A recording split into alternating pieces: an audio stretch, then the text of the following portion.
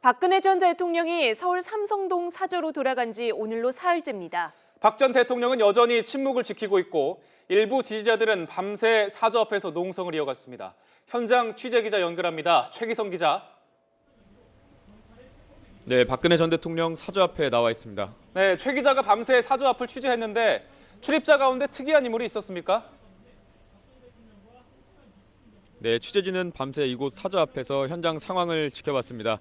어젯밤 9시 20분쯤에는 허원재 청와대 정무수석으로 추정되는 인물이 이곳 사저 앞을 찾았다가 취재진과 경찰이 몰려있는 모습을 보고 그냥 돌아가기도 했습니다.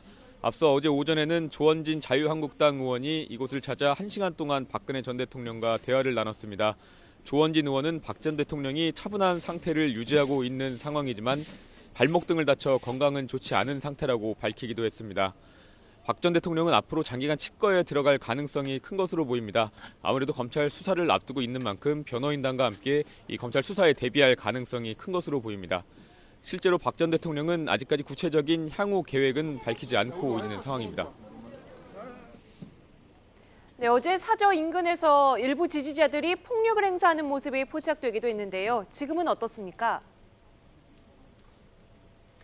네, 이른 시간이지만 이곳 사저 앞에는 취재진들과 박근혜 전 대통령 지지자들로 붐비고 있는 상황입니다. 박 전 대통령 지지자들 일부는 밤새 이곳 앞에서 농성을 이어가기도 했습니다. 새벽에는 사저 앞을 향해 큰 절을 하거나 태극기를 흔드는 모습도 볼 수 있었습니다.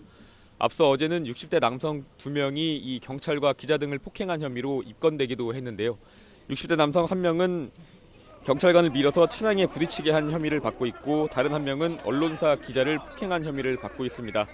집회와 일부 도로 통제가 이어지면서 소음 등 불편을 호소하는 주민도 늘고 있습니다. 만일 사태에 대비해서 경찰도 경비 태세를 유지하고 있는 상황입니다. 지금까지 박근혜 전 대통령 사저 앞에서 YTN 최기성입니다.